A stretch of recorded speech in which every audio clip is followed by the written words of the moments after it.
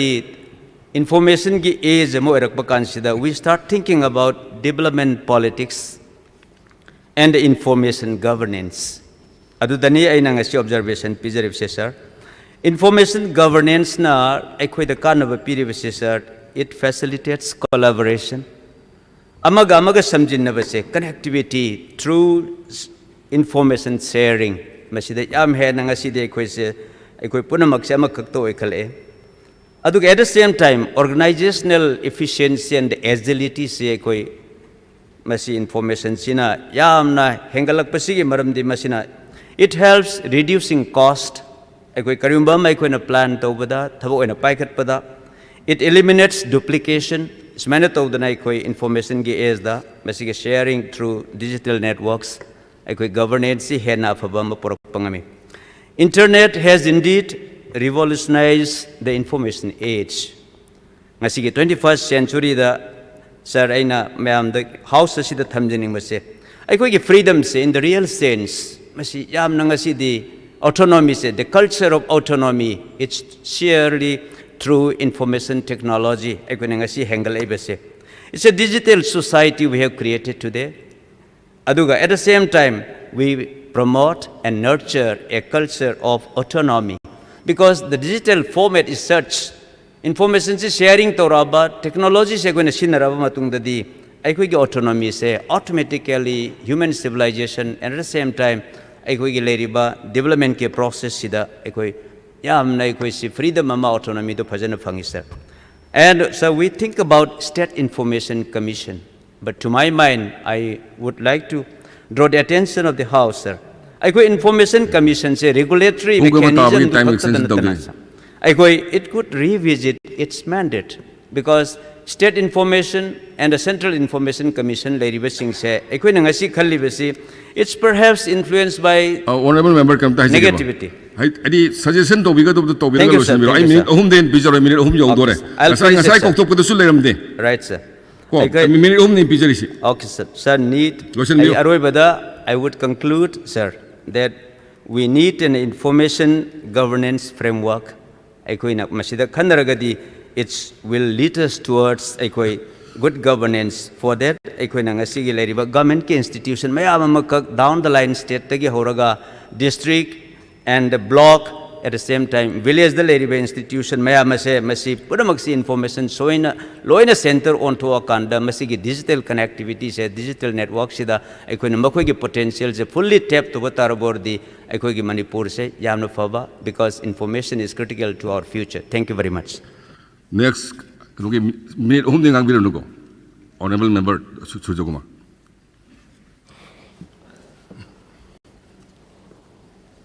Honorable Speaker, sir. Sir, I cut motion ani cut to the lower way. But I'm the Kawamatam, Honorable Member. Let us Matamak Pacific preserve to see our leader. Leader were by Queen Matamak Prasanaka. So, in the last interest of the people, I don't Tambiro, minute home solution bureau. Honorable Speaker, sir, Matamka PV sir, Tagatari, sir. Thank you. Sir, information demand number 9, information and publicity. Sigi demand number 9 to the sir, I point anihum kata thamjarage sir duga atai dati sir I thamjaroge sir. Sir, akoigi handaki 2020-21 gi haibatare.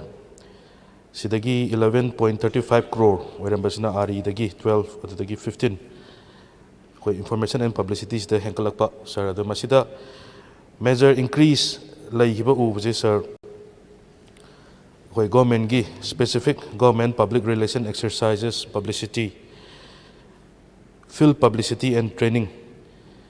Aduga Masi government public relations Sida Anambana Yaubi over, sir. But the Uziki Laiba Anova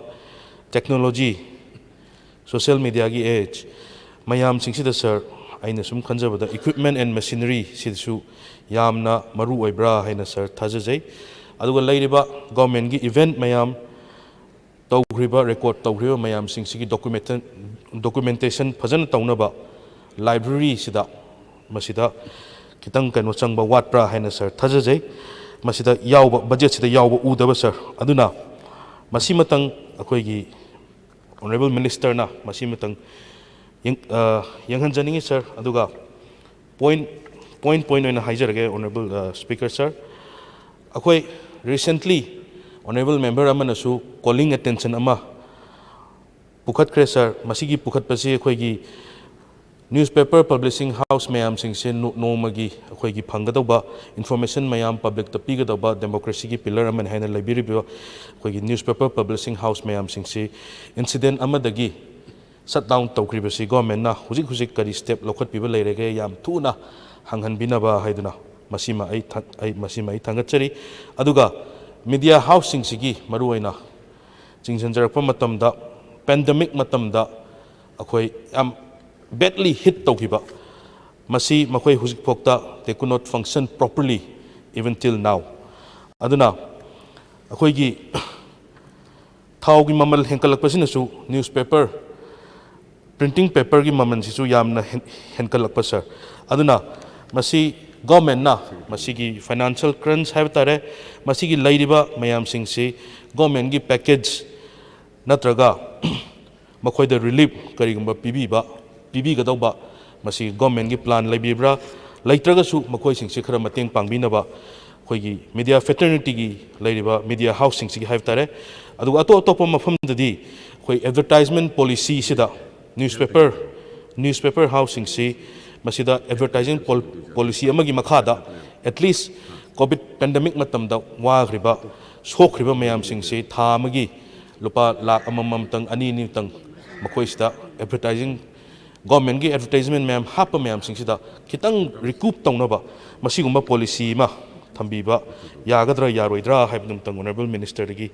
ai khangjaningi sir aduga mamangda honorable leader of the house sumasi thambi khre akoigi pension se journalist pension se khra hengat kani haibadu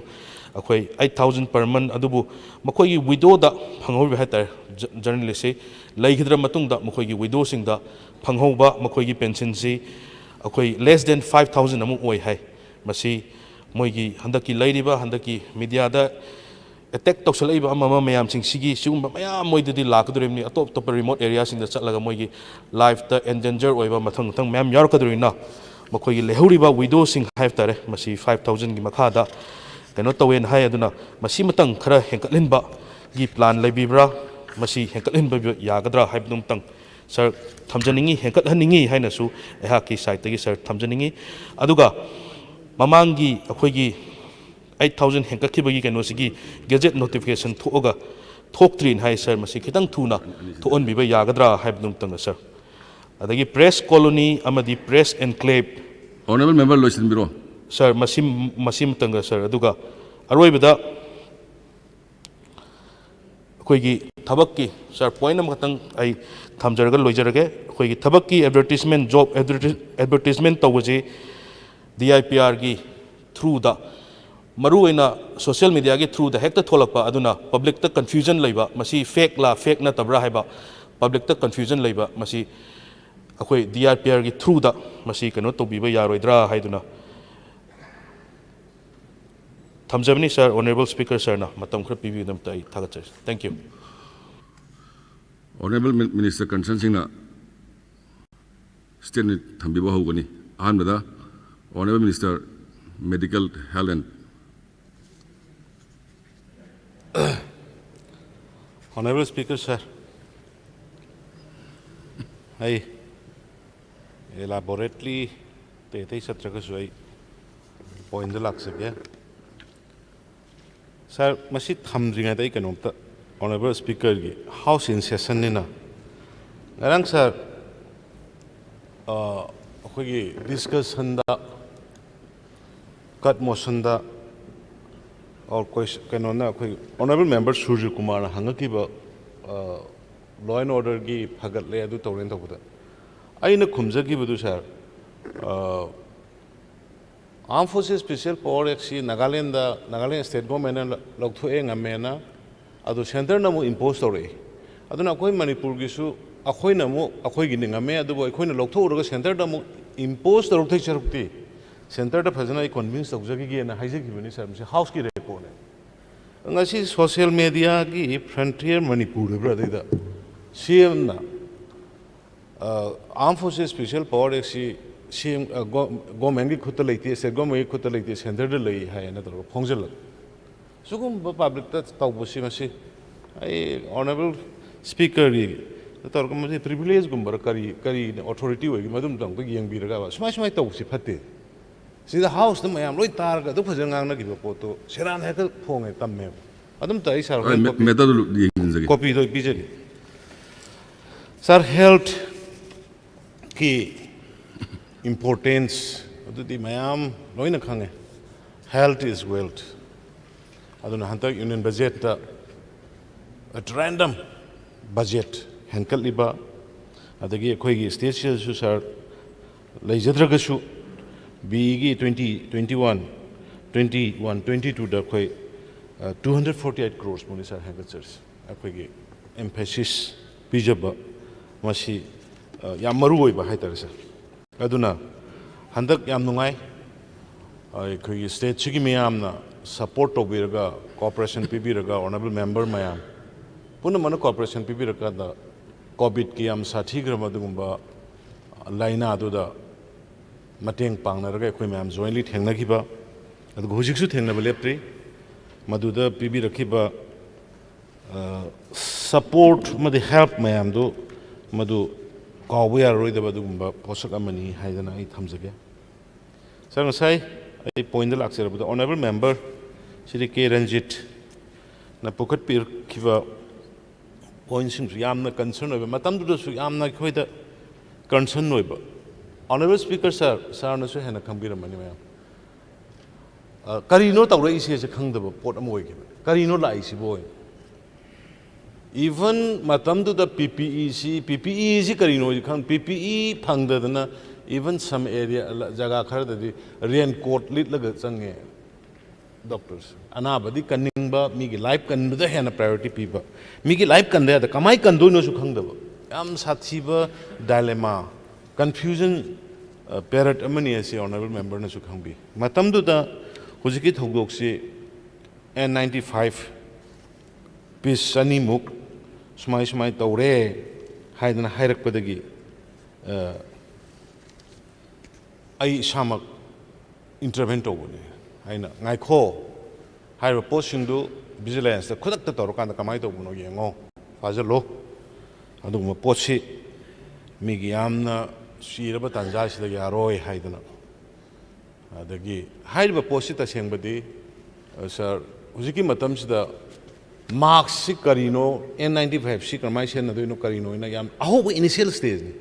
madai da all stock web sen naru bande kolhinga ka ba khopa ai personal purga ai gido pot to leram gani ai vigilance sinagra ba engoni to madu ko makhra do leram badagi aina pulap thinjal laga sir khudak tu da khoi expert committee em seme honorable speaker sir expert committee madai da director health rims ki jenims ki director sing yahole doctor akhang ahi mayam do yahole kan expert committee em sema kanda forever procurement mapandagi lakpa khotpa leiba almasida procurement da honorable member akhoi exemption pi matam sida even health ministry na exempt torkre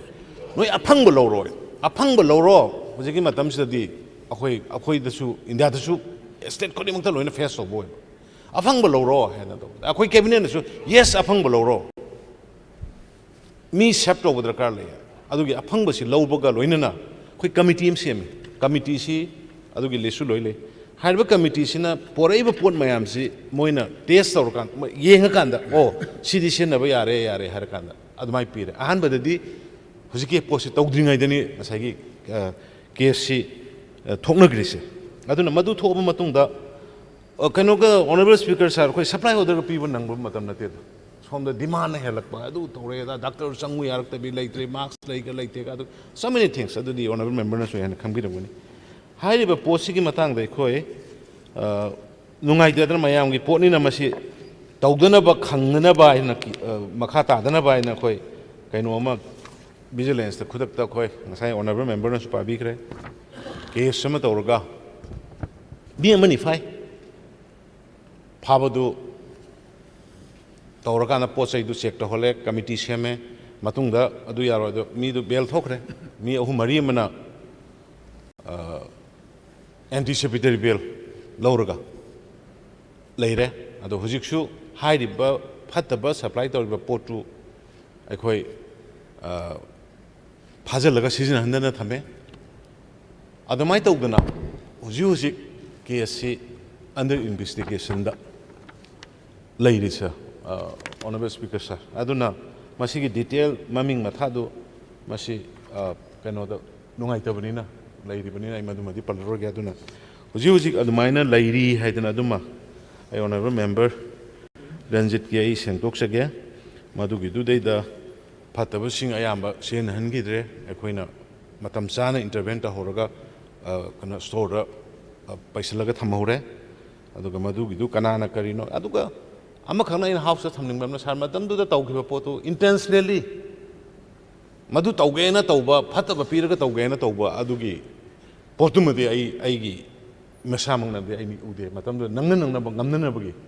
ꯃꯌꯥꯝꯒꯤ ꯗꯤꯃꯥꯟꯅ ꯍꯦꯜꯂꯛꯄ ꯂꯩꯔꯛꯇꯕ ꯑꯗꯨꯗꯩꯗ ꯁꯣꯏꯕ ꯑꯣꯏꯅꯤ ꯍꯥꯏꯗꯅ ꯑꯩꯒꯤ observation ꯑꯃꯗꯤ ꯂꯩ ꯑꯗꯨꯕꯨ case ꯂꯩꯔꯤꯕꯅꯤꯅ ꯂꯩꯔꯁꯤ ꯀꯔꯤ ꯇꯧꯕ ꯌꯥꯒꯦ ꯍꯥꯏꯗꯣ ꯑꯗꯨꯃꯥꯏꯅ ꯊꯝꯖꯒꯦ ꯑꯗꯒꯤ ꯑꯃꯅ ꯁꯥꯔ ꯎꯅꯥꯀꯣꯒ ꯑꯩꯈꯣꯏꯒ ꯑꯣꯅꯔꯦꯕꯜ ꯃꯦꯝꯕꯔꯒ ꯎꯅꯥꯀꯣꯒ ꯑꯩꯈꯣꯏꯒ ꯇꯧꯅꯕꯁꯤ ꯑꯦꯒ꯭ꯔꯤꯃꯦꯟ ꯑꯃ ꯂꯩ ꯑꯦꯒ꯭ꯔꯤꯃꯦꯟ ꯑꯃ ꯇꯧꯔꯀꯥꯟꯗ ꯌꯥꯝ ꯅꯨꯡꯉꯥꯏ ꯌꯥꯝ ꯊꯥꯒꯠꯅꯤꯡꯉꯥꯏꯅꯤ ꯃꯇꯝꯗꯨꯒꯤ ꯆꯤꯔꯕ ꯇꯥꯟꯖꯥ ꯂꯩꯔꯤꯕ ꯁ꯭ꯇꯦꯠꯀꯤ ꯏꯀꯣꯅꯣꯃꯤꯗꯤ ꯇꯣꯛꯈ꯭ꯔꯣ ꯄꯨꯕ꯭ꯔꯥ ꯂꯪꯕ꯭ꯔꯥ ꯁꯥꯔꯒꯦꯅ ꯈꯜꯂꯒꯁꯨ ꯃꯐꯝꯒꯤ ꯖꯒꯥꯒꯤ ꯑꯩꯈꯣꯏ ꯁꯤꯗꯤ ꯌꯦꯠꯇꯒꯤꯅ ꯉꯥꯏ ꯂꯩꯕꯅꯤꯗꯣ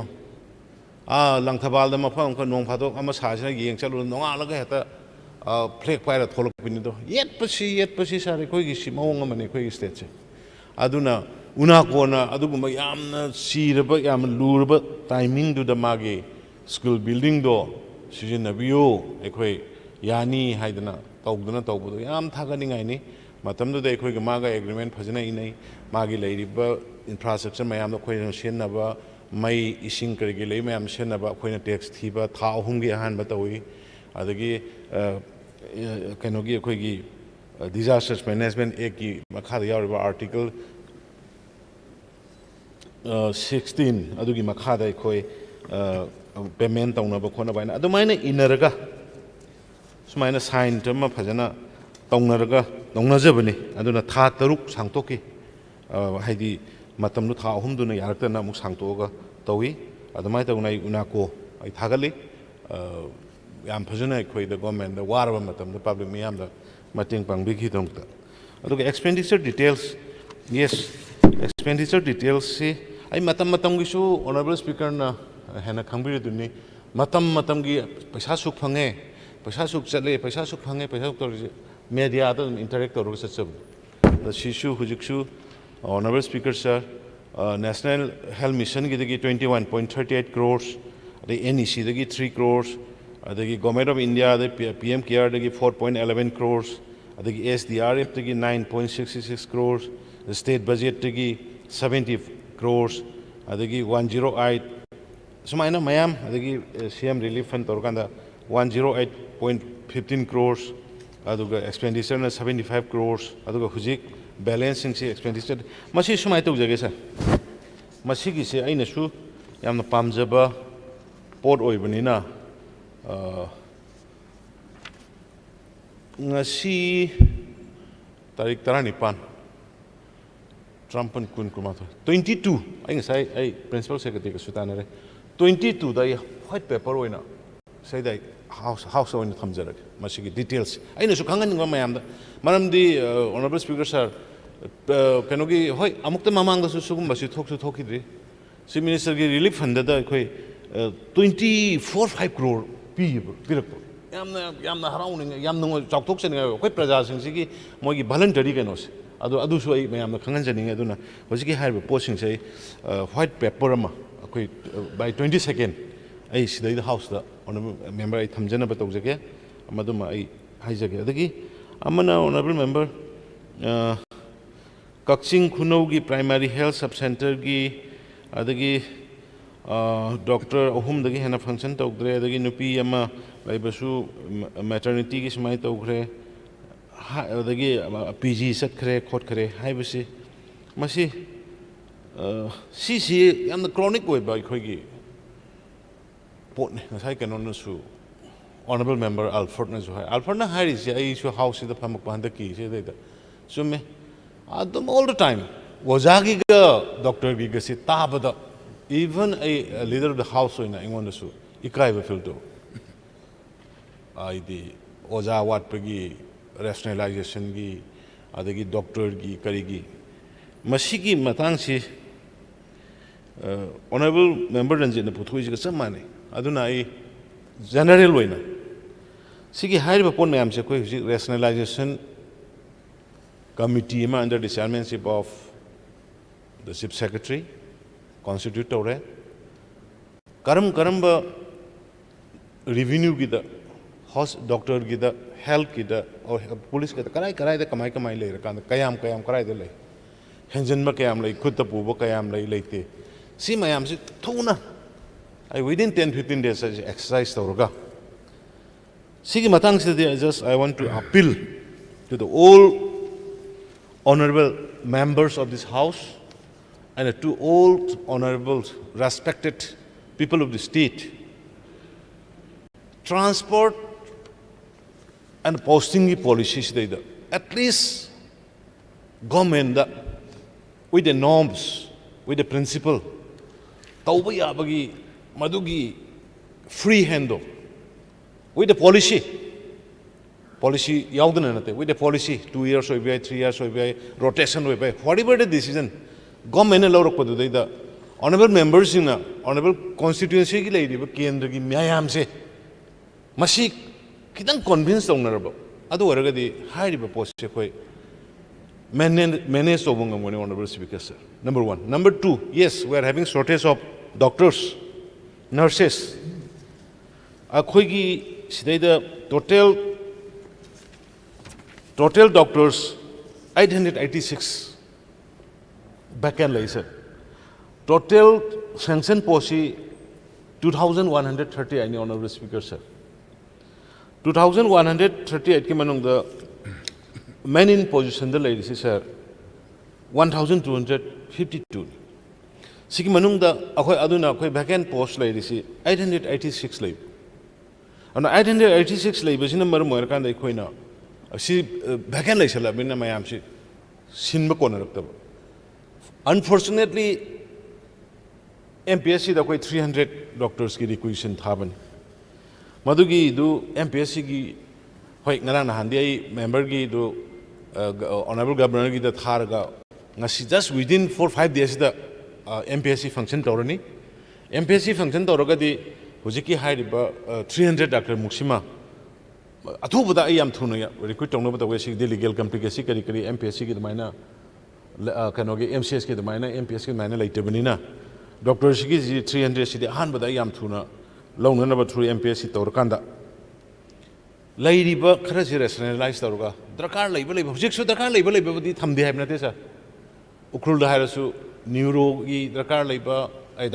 medical gi terminology say detail kan dragasu adagi blood ki natragana heart ki drakar laiba doctor specialist ma gi tangai phadaba criteria do na piba amama ni ni di laitabna te sa thamdabna te but adubu as per the requirement mafam dugi sanction post ki matungina or laidiba miyam praja dugi matungina drakar laiba dugi no post tawmum so ki posting just a factor amani isu laisa Doctor posting thare, Queen Asiam can solve on this. Doctor posting thare, nurse posting thare, Moigi labumsi. Karai the Moy like their accommodation is also one of the main concern. Aduna Saraquina could go and see Hilaxaburg, priority seat. Masagi high beat. Go to Hills Sarkanda. Hills at low, Lepum Savum to like the Christ at Tuno. Kamai service to the Kamai like Tuno. I don't know, honorable speakers are Mapam Taraka Mapanda. Lupa Karor Ohunga, Karor Ohungi Matakasanga buildings. Transit accommodation. Mapam Taraka Mapanda, honorable speakers are Mapam Mari Manga Masanga Loikre, Sigi Mars Hogi Manunda. Maximum Mapam Taramapan. Nurse, doctors, Amadi was asking Lepam. Building among the meaningful. employee nifu leiba yagadaba adugi akhoi paikhatle sangaba hokre ayamba March April bhogi manungda lemhori mafam tara humdoi mari si awat pasu sangaraga madaidi posting chattaba uja sing posting chattaba doctor sing posting chattaba nursing do madudagi de akhoi as per the service rules moi mathakta akhoi action lobada moina su sauraroi ade akhoi da su ꯑꯩꯈꯣꯏꯒꯤ ꯑꯋꯥꯠꯄ ꯂꯩꯇꯕ ꯍꯥꯏꯗꯨ ꯑꯣꯏꯔꯅꯤꯅ ꯁꯥꯔ ꯑꯗꯨꯃꯥꯏꯅ ꯑꯩ ꯍꯥꯎꯁꯇ ꯊꯝꯖꯒꯦ ꯑꯗꯨꯅ at least ꯗꯣꯛꯇꯔꯁꯤꯡꯒꯤ ꯍꯧꯖꯤꯛꯀꯤ doctor ꯆꯍꯨꯝꯃꯨꯛ M P S ꯁꯤꯗ ꯂꯧꯒꯗꯧꯔꯤꯕꯁꯤ ꯖꯁ ꯉꯁꯤ ꯃꯔꯤ ꯃꯉꯥꯅꯤꯒꯤ ꯃꯅꯨꯡꯗ ꯑꯦꯝ ꯄꯤ ꯑꯦꯁ ꯁꯤ ꯐꯪꯁꯟ ꯇꯧꯔꯅꯤ ꯑꯗꯨ ꯍꯦꯛ ꯇꯧꯕꯒ ꯂꯧꯅꯅꯕꯒꯤ ꯄ꯭ꯔꯣꯁꯦꯁ ꯈꯨꯗꯛꯇ ꯑꯩ ꯃꯣꯏꯗ ꯔꯤꯀ꯭ꯋꯦꯁ ꯇꯧꯈ꯭ꯔꯦ ꯑꯗꯨꯒ ꯂꯣꯏꯅꯅ ꯑꯩꯈꯣꯏꯒꯤ ꯇ꯭ꯔꯥꯟꯖꯤꯠ ꯑꯦꯀꯣꯃꯣꯗꯦꯁꯟ ꯃꯐꯝ 19 ꯆꯤꯡꯒꯤ ꯑꯦꯔꯤꯌꯥꯗ ꯁꯥꯒꯠꯂꯤꯕꯁꯤ ꯃꯁꯤꯁꯨ ꯃꯔꯤ ꯃꯉꯥ ꯑꯃꯗꯤ ꯁꯪꯒꯥꯕ ꯂꯣꯏꯈ꯭ꯔꯦ 12 mari walisisu March April bawki manunga sangarine aduna rationalization tawrupga loinana chief secretary gi makhada tawriba rationalization gi sigi makhada sigi iroinana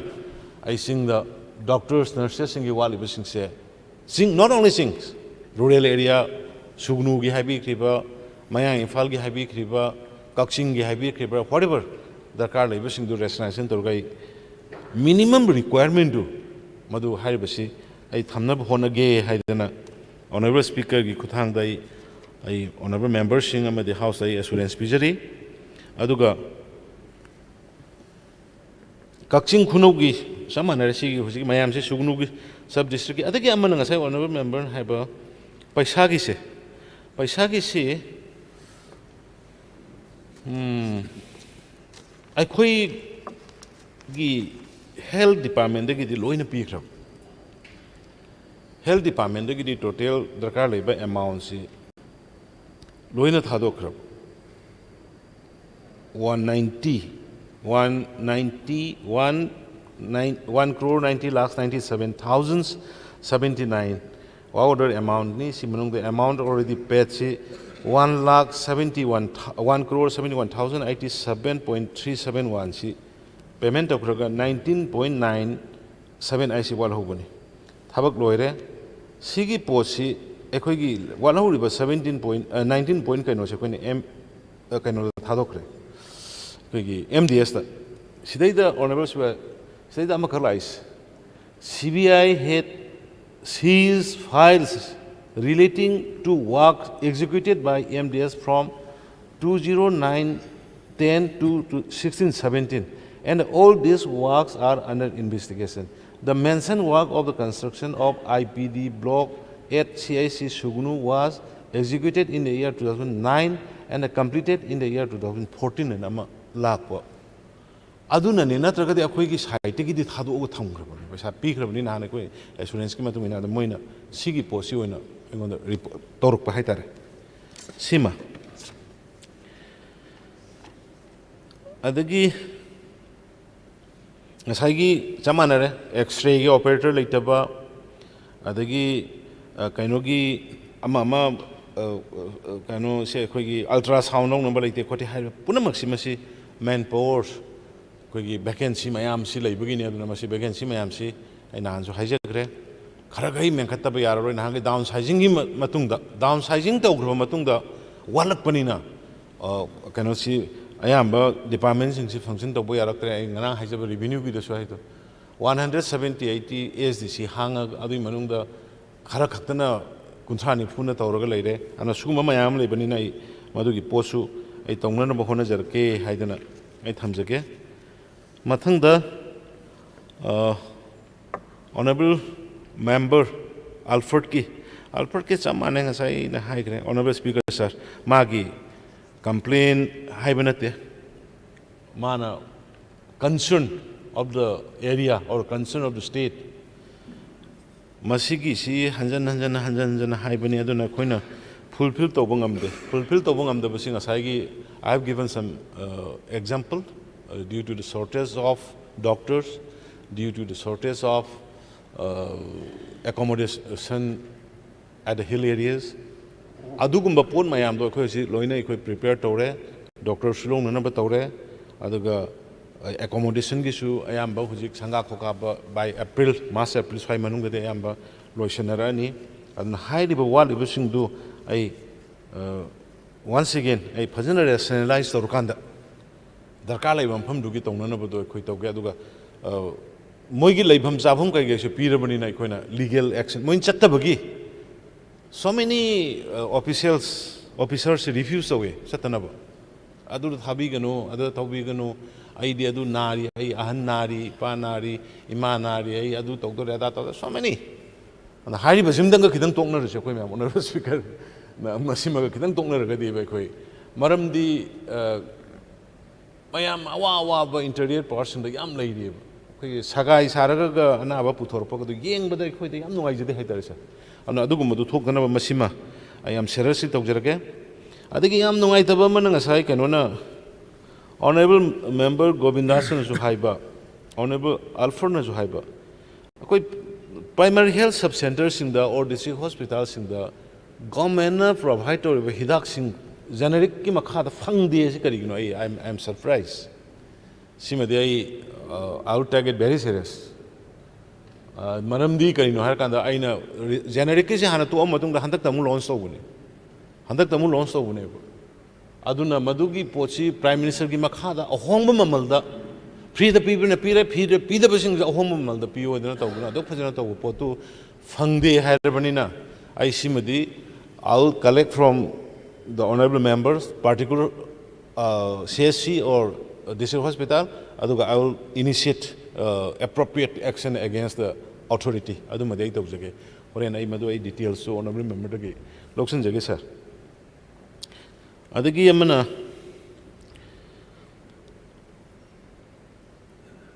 honorable member Govindaski se ai ga so monitor tawgana ai advisor thadana phammin halabani wari watai sarabani lotion ba yarani honorable member lotion ba yarani nasai su ai morning da su mayam unajai faunajai ai gi staff sing kari ngasagi takpiriba kainogi veterinary gi lam adugi payment government to government transfer tawboni kesu yamna luna sangna lawroi na lawi aduna ai madu ai sama assembly loibu siding ai biro assembly si loiraga ai ga tang kaino staff sing kai phana phamina raga kari walige kedori gi torgai thuna madu loksalaga sangana bu tawna bai hona jage haidana simai thamjage aduga ngasagi National Health Mission ki si phajana magi MN objective thabak oina pangthoi pangthok tabra pangthok haningi adu hidak yenba thungde khote adu haibda ingasai ai panjakra hidak kari mayam do soinna lokshanaba phanganaba tawge adu ningthau kong primary giduma I just wait sigi assembly loi bising ai biro adu gai makha paikhatnaba tawge haidana ai sumaina wafam khrasi ai Sengtok Chari aduna honorable members sing na thangat periba kan motion sing do withdraw to biraga kano si demand si pass to with support to be on I thamjari honorable speaker sir yam phajana honorable leader of the house na sengtok pire do wafam amari dang ai clarification torga motion kar se handok chage aina khangning bi sir hojik akhoi gi adugum ba yamna laibak thiba waring ai matam du da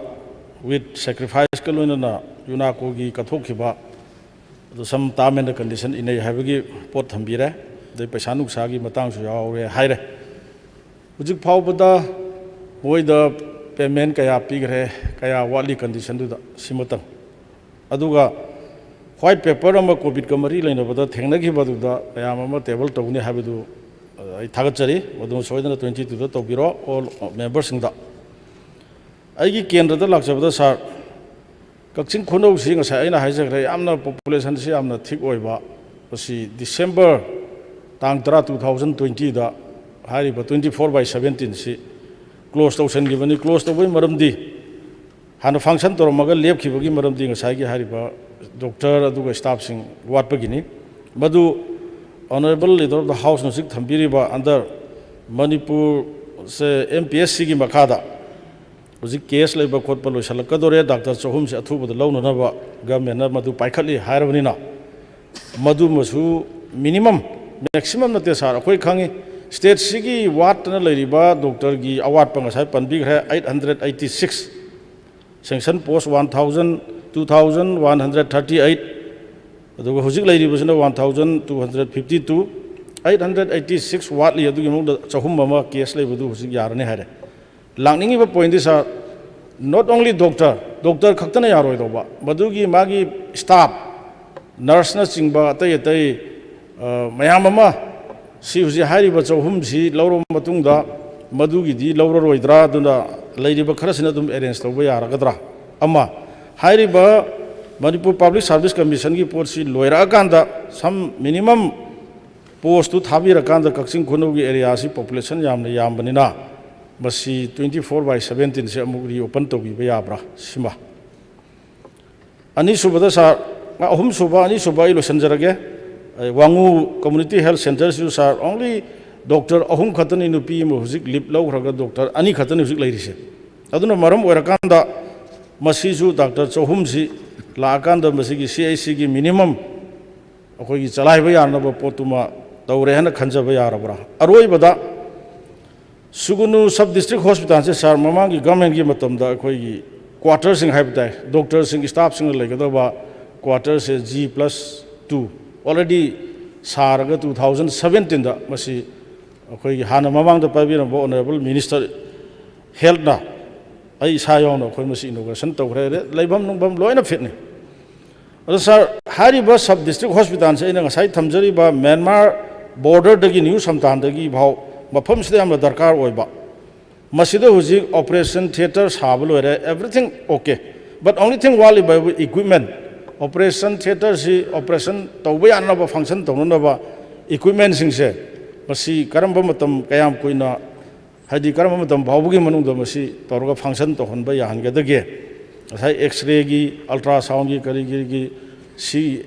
the function to ba yan na bodo hoji hariba doctor chohum si finalize to ko loina na matam du da hariba sub district hospital su function to honba yara gadra haiba adwa area dum tang sengdok piu ai cut motion si withdraw to jage sa Honorable Speaker sir hoji ki Unakogi agreement is the later. The Hujus payment Kata Urga, the open Hibang Andre, saying honorable member Kanganzer, Kaya Piggy repeat the bread. Mana Hujiki Kanoshindo Dr. Katanate, Atayu, our Patangai for the bushing, the subject expert hypothetical. Ultrasound Gishi, XNY, I'm not the Yaponte, the X-ray, we train to a canvassing at the Hajaribuko. On the Haribushin do my award person lower gang, Sagi in rationalization. X-ray is Mika the Kayali, Canada, Hensel, Library, Loina Torkan, Walamagadi Lorga. So show in a Hariba function to the lady, my arms a function, Tonabug to the priority piece again.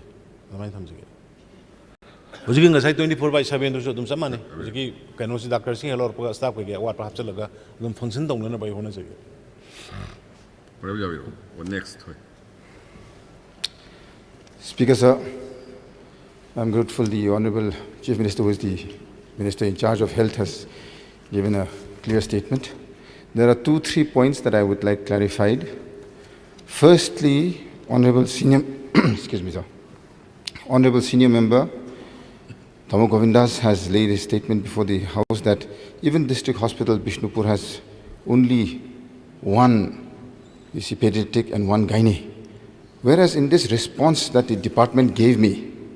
on 18th of February 2020,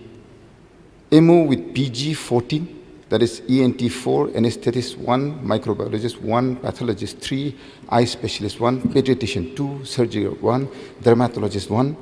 and in specialists 15, gynae 2, physiotherapist 2. So likewise, so clearly the department gave me, there are 29 specialists in the district hospital. But when the honorable member is saying that in station there are only not even 2, this is a very huge aberration. I think this needs to really be looked into by the department,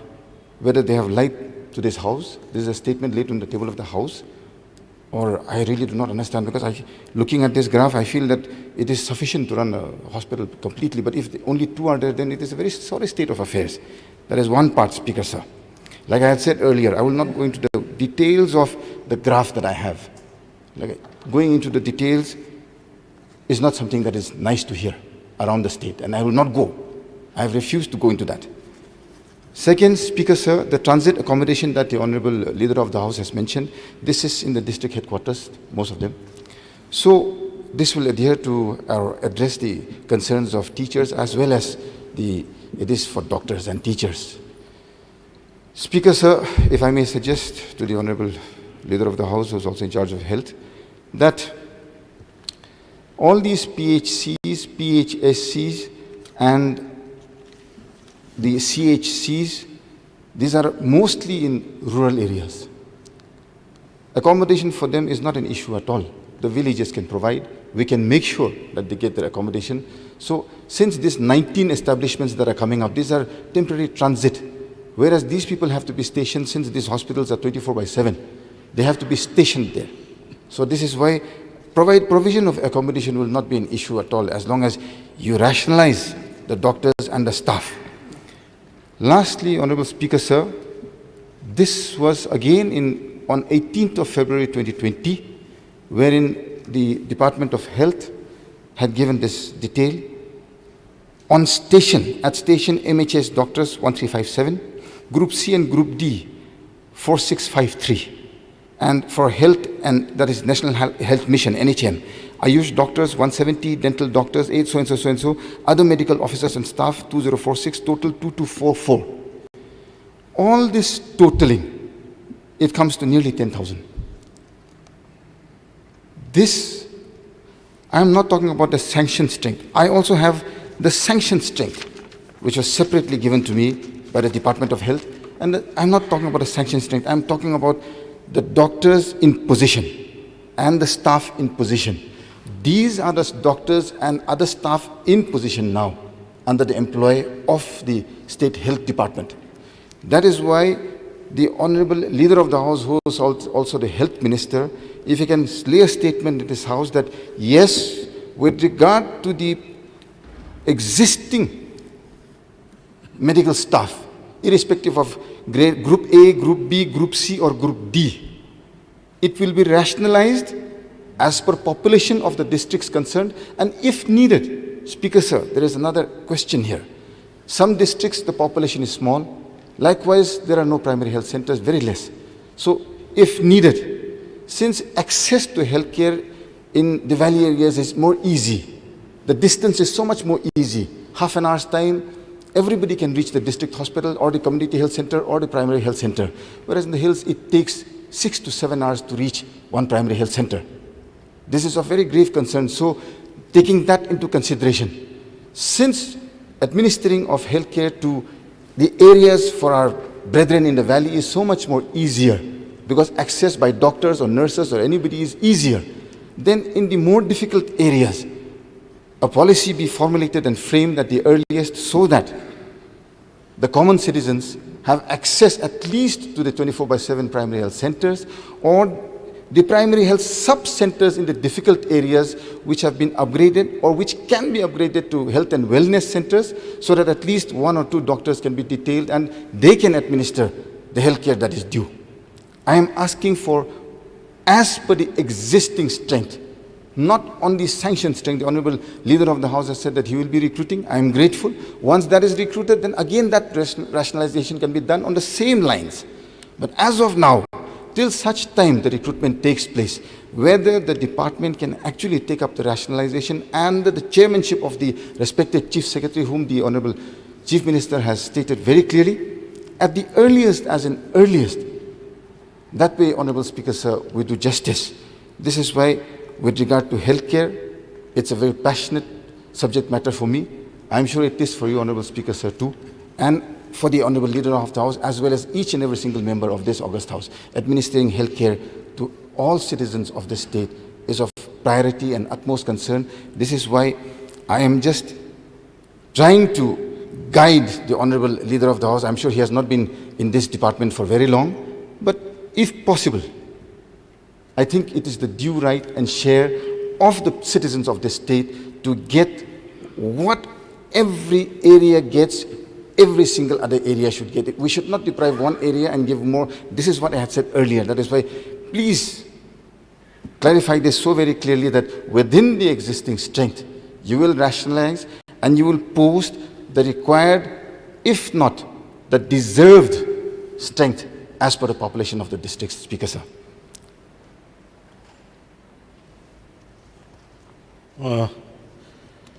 Honorable Speaker, sir, right to life, say constitutional right to khatanate, the humanity. This is very important. It's a priority P. Yeah, existing rationalization, what I am doing right now, the rationalization of all the departments, including the health. But I will give priority to health and education first. Aduna, I am assuring you in the House that in the present existing staffs available, I will try to rationalize and I will try my best level to make function all the CIC or districts, might be anything. I will definitely try to make function all the health related hospitals. Thank you.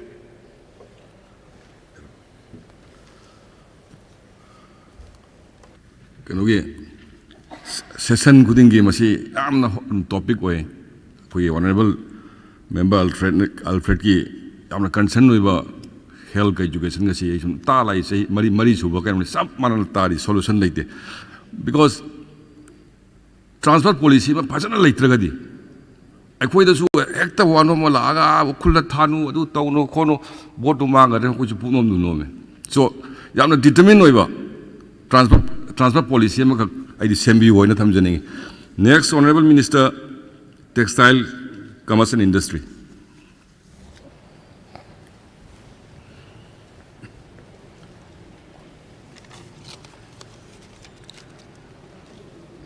Speaker, sir, the demanding Kananabada, demand number 21, Textile, Commerce and Industries, the Honorable Member, CDTS, location, cut motion. I'm target piri. Hamadai, Kano Helum sector the winner, Satsage. Sagi Quigi, honorable member na Tambiki point to point winner, Satsaraga, Tamzage. Quay Fish Habising is the Karamba, Karikari, facility, Quigi Helum sector, the gay, Quapi Bagay, Department Gate, Taraptagi, Habashi, Aina, Hibada, Hyman Matola, Messiah, Documentic because Maramdi, a Quigi Lady Bar. Manipur asi tasengna akoi ching amasung tamda su akoi leriba thadokna ba yadaba akoi tradition orba akoi mong amatang asi akoi lum khudimak si khudimak tale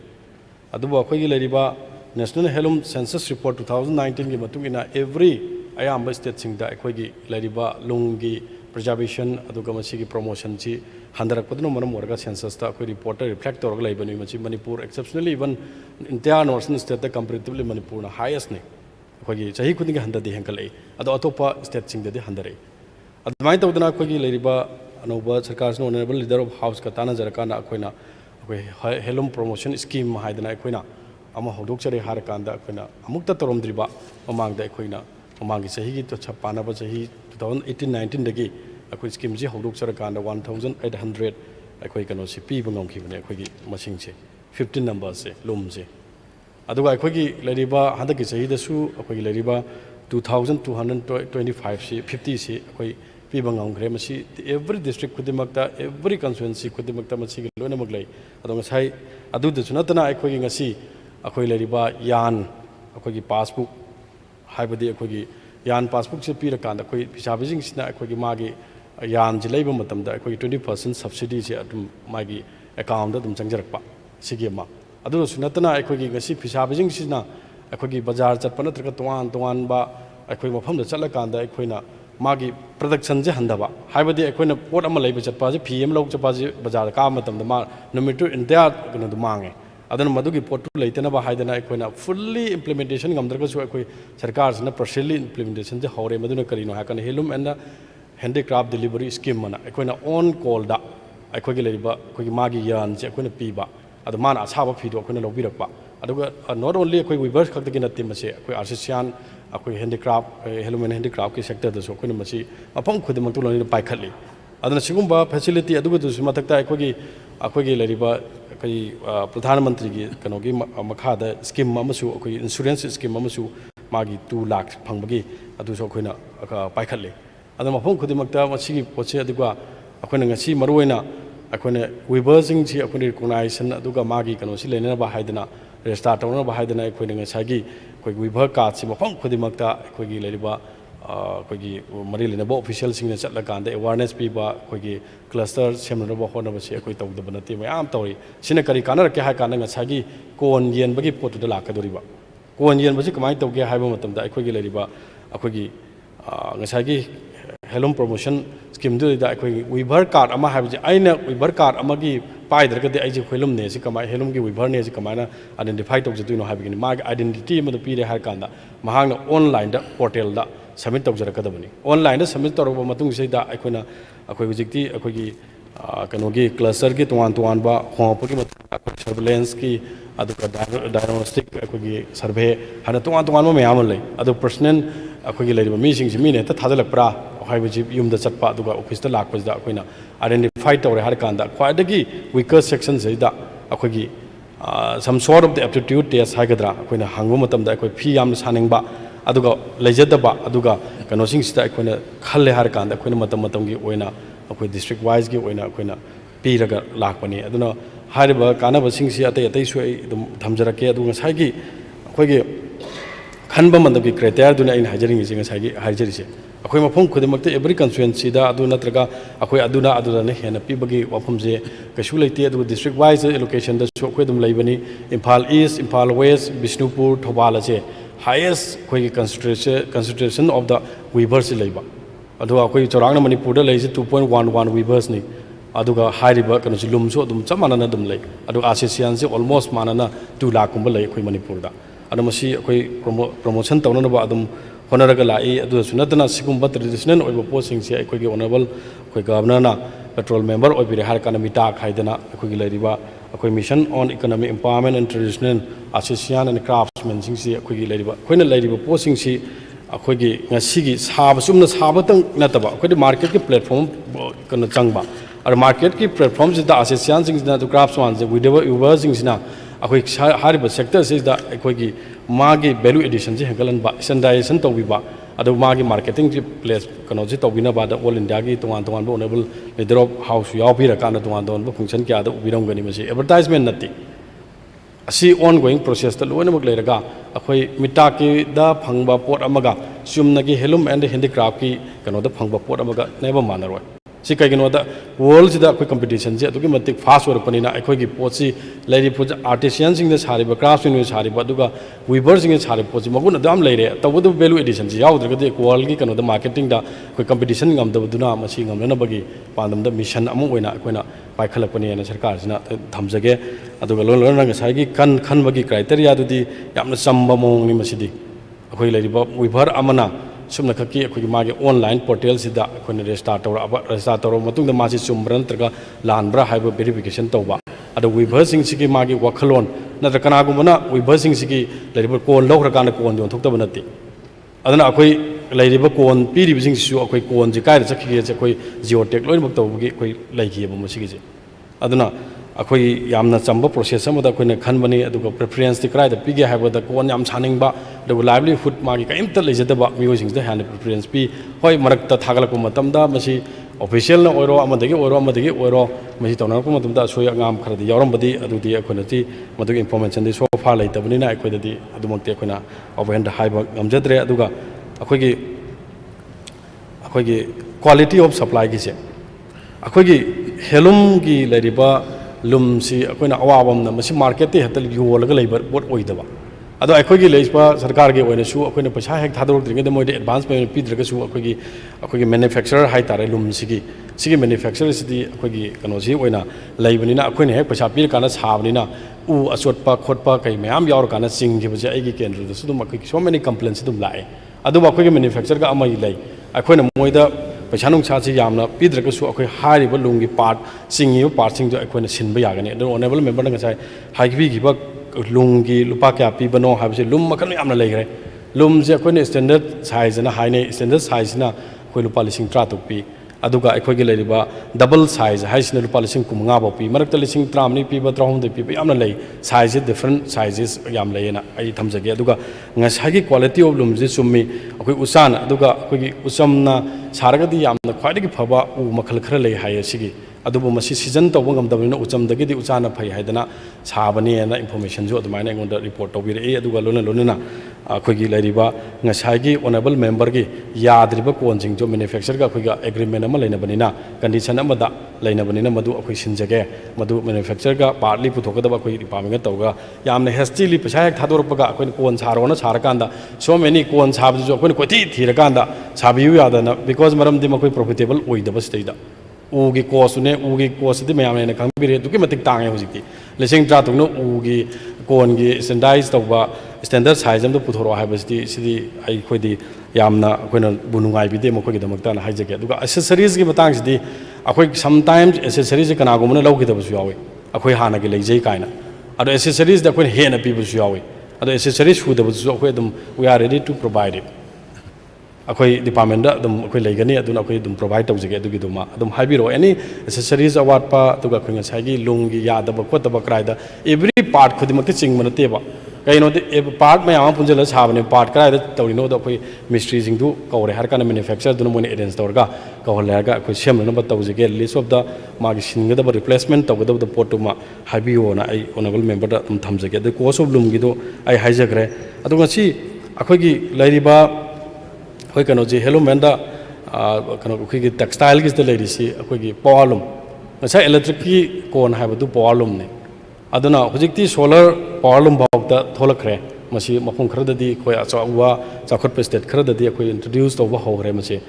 akoi gi lady ba tuna ngasai gi akoi gi powerloom si na saba ya ba phi saba ya da ba akoi national helum akoi gi kano gi lum eki makhada akoi yam leigre adu akoi dum preserve tawing ngasi bawta adubu akhoi na su masi akhoi gi state government na su masi hena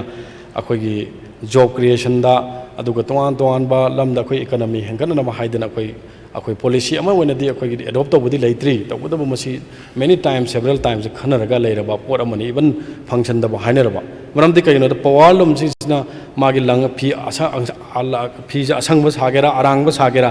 any kind of the school da mission school oiro government school oiro private school oiro lady postings the shit liba uniform mayam jingje akoina lungi leba subsidized rate sida akoina adagi bharat sarkar dagi laure har kanda akoina masida sahale har kanda afran government gi sida akoina training to mayam am lady singje nupi macha jing kali jingje khala ib jingje pula akoina moida tu hol kana akoi lekai sela group to oro amadu oro tu hol kana akoina school gi leba posting supply to matam da akoi mi pan tang deningai adum akoi oi biya gane ngai toan bo observation pirak padu tum pan bi gi do adum akoi tawna na bo honari tawdabu thaba ma paikhlak matam da pawalung gi sabagi awaba adagi machinery gi awaba punamak si leibnina akoi hekta akoi ngasi policy ma ya le hadana madu khudak implement tawbudi yadamnina tawbani haidana adumaina thamjage hariba posina akoi ngasi piba yagadra na ngasa amu hangbi bido maduna masi it costs more than 2 lakhs 3 lakhs adu my varieties of the powerloom chilai China na saba kano sina khwaidagi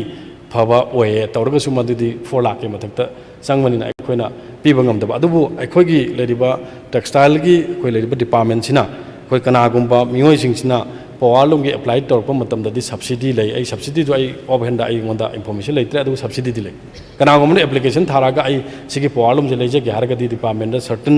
aikoigi leriba specific oiba koigi kano lei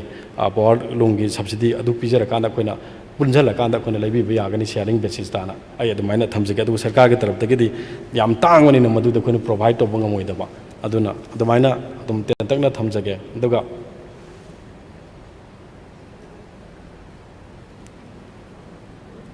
ngasai industrial commerce and industries da amuk laksage akoi ngasai maroina hangbi gi bisi industrial state ki setup si koi gi kanoda kaya leige koi manipur gi oina na koi punna hangbi ki bani adu tasena koi gi ezon data koi da leiri si hujik si koi gi kanoni punna hujik functional oina leiri ba si ahum ni masi koi gi leiri ba madudi hariba kano singje koi gi tile part industrial estate ne tera kudak industrial estate ne aduga tu kano gi koi gi kurau popi hariba industrial estate si 2000 koi gi leiri ba po kano singsta koi हाफेट लेबदी establish तौरमे तौरीब पोसिंगसी अखोगी लेरिबा होय होरकपनी चथरकपनी सरकार अमा लाखपदगी अमा लाखरे लाख कंटिन्यूएशन पार्ट अमु ओइना ngasi di angakpa phangba tera uraki oire aduga अखोगी लेरिबा कनोसी टाइल पार्ट इंडस्ट्रीज ओइरे aduga अखोगी at the same time tera uraksi oire because maram de अखोई सादब लेत्रे हुजी अखोई इवन अखोगी लेरिबा अखोई सिजनरिबा अखोगी septic tank की लेरिबा कनोजी material सिंग अदु pipe सिंग करी करी जे all kind of the Kanoji सारे even कोई AB cable साबा होरे transformer साबा होरे मसी तेरा उरकता अदु मखल मखल की scientific ओइबा अखोगी कनोसिंग जे अखोगी मई थाना बपो सिंग जे पुथोपगी अखोई honorable chief minister नसु अखोई कनो भौ अखोगी लेरिबा मागी पोटु startup ता apply तोरतना बा मागी कनो पीखरबनी सिगी जे so many अदु employment सु अदु के मतिक अखोगी मफम सिदा अखोगी generate तौरे मसीदा अखोगी तेरा उरकी ओरो अमगी कनोगी मफमजिंगसिदा अखोई सेंगना हरकांदा अखोगी तेरा उरकसिदा अखोई 27 नंबर्स ऑफ द वर्कसेट लेबल मनुंगदा अखोई एम्प्लॉयमेंट जनरेट तौरिसी 138 तौरे अदुगा कुराव पोपीदा तौरिसी अखोई 27 वर्कसेट लेबल मनुंगसिदा 188 तौरे अदुगा अखोगी तायल पट्टा लै पोसे 20 अपग्रेडेशन तौबदगी 404 अखोई एम्प्लॉयमेंट जनरेशन तौरे अदना अखोई इंडस्ट्री डिपार्टमेंट सिना तौदे हाबदी यारोय होय चुम्मी budgetary provision da pesa yaudabajana maram orga aikoina yam ka hena training piba ngamdaba adugumba aikogi koi kari aswan bakhradi adum madudi aikogi financial state ki oiba constraint leibnina madudi aikoina hekta khudakte henkalaga tawbadi aikogi ngamdabagi poti lai aduga ngasagi industrial state da ayam kalak sage aikogi hauji hujik saraga laribasina akoi chandel da salem thar da aduga akoi senapati da adug imphal east ki oina amaga yawe adamasi aikogi kanosim Imphal इसकी याउद्री इम्फाल तेम का शोम ने चुचामपुर ने सलेम थर ने सिनो कोई अयाम्बा around about 90% दी लोरे मसी सोइन मुकी चलाइबा होरने अदु चुचामपुर दी हुजिक सि अदुकी मतिक यामना कनो ओइबो ओइरे अदुगा अखोगी कनो जिगा तेम का शोंगी सो अयाम्बो कनो साबा लोइसले अदु अनौबा इंडस्ट्रियल स्टेट से अखोना सैंक्शन तौरगा पाइपलाइन दे लेबसिने करानो हाइबो मतन इम्फाल इसकी अमने सेनापति की अमने तामेंगलोंगी अमना तामेंगलोंगी सिना लमगी खितंग चेनबा लेदना अखोई तौरी अदुगा इम्फाल इसका अखोगी सेनापति की सिना अखोइदगी मिनिस्ट्री ना नखोगी लेइबा अरैबा सरकार की फंडगी एट लीस्ट अखोगी लाइ कनजे अखोगी लैंड डेवलपमेंट तो होरो अदुसु अखोने रिएम्बर्स तौगे अदुगे at the same time sanction दो पिरागे हरगा अखोई कन्ना तौननबा ऑल टुगेदर अहुम अहुम सिगी मापन जे अखोई हुजिक हुजिक अखोना अहुम रनिंग अदुग साबलोरबना अहुम अदुगा अनौबा अहुम अमगा सैंक्शन लाकनबगी लेरेना अखोई ngसागी इंडस्ट्रियल स्टेट की मतंगदो आई थमसगे तो इम्फाल इस्टदी हुजिक हुजिक फाउगेदी सेटअप ति लेत्री अदुबु अखोई सैंक्शन लाकांदा अखोई सेटअप ति तौरनेना आई थमसगे अदुगा कॉमर्स एंड इंडस्ट्रीज की मतंग दा अखोई ngसाई ऑनरेबल मेंबर ना लास्ट 4 years सिदा अखोई करी करी तौगे जे अखोई ना प्रैक्टिकल ओइबा अखोई कनो जे विजनरी अखोई अचीवमेंट सि लेब्रा लेतब्रा हाइबदो आई तेंतकना थमजगे अखोई तसेंगना अखोई पोट अमा ओरकनबा सागलंगनबा होनबा हिबसि मतम चांगी अदुगा हारिबा अखोई पॉलिसी हारिबा पुनमक तौरकदबा इंडस्ट्रियलाइजेशन अमा लाको मतमदा पॉलिसी मयाम अमा चांगी मचाक मयाम ngara ngara दिसो अखोई पुथोखिबदुनी मदुदी करी करी बिल नो दो आई अदम हाइजरके अखोई Manipur public services delivery guarantee bill अदु सिंगल विंडो क्लियरेंस बिल मसी अदुगा लोना लोना अतो अतोपसु अदुगी मते अखोइदा पुथोखिबसि Manipur industrial and investment policy 2016-17 कोई अप्रूव तौखरे अदु लाकदब सही कोई 2022 की मार्च तक देख मसी अखोई चदबा फजना मखुं फाना हौरगनी मसीमा अदगी अखोइगिदा अखोइगी मणिपुर इंडस्ट्रियल स्टेट रूल्स 2019 से कोई 1998 ता लेरमबनी मसी अखोइना कमाइन तौना करिगिदमते अमेंड तौरे इनो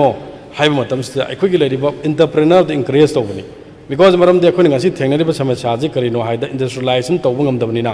अखोइगी अनएम्प्लॉयमेंट यूथ चिंगसिना हेंकलकपसिना मरम मोरगा अखोइना मखोइदा एम्प्लॉयमेंट प्रोवाइड तौबा ngamdabsida एवरी नेशन खुदिमकी सी समस्या ने मसी कोहन बाहाइबसिने अखोइगी थौदी कोइ लेरि पोचे then economy मखोइगी लेहनबा अदुना अखोइ maximum number of the entrepreneur से इंक्रीज तौरिङै अखोइना सेमिङै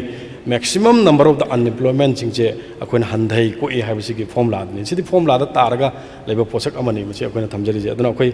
लेरिबा स्टार्टअप की स्टैंड अप की तोवान तोवान बा ऑनरेबल चीफ मिनिस्टर न सुखरी तौबिरी ऑनरेबल प्राइम मिनिस्टर की लिसिंग मखादा ngasi aduga अखोइ यूथ सिंसे दा हरुबा ला हौरक लेबा यूथ सिंस दा अखोइ मणिपुर दसु तोवान तोवान अदुगी दum implement तौरि ngasi सु अदुगा अखोइ तोवाना अखोइना थमजनिंग बदि ngसाइगी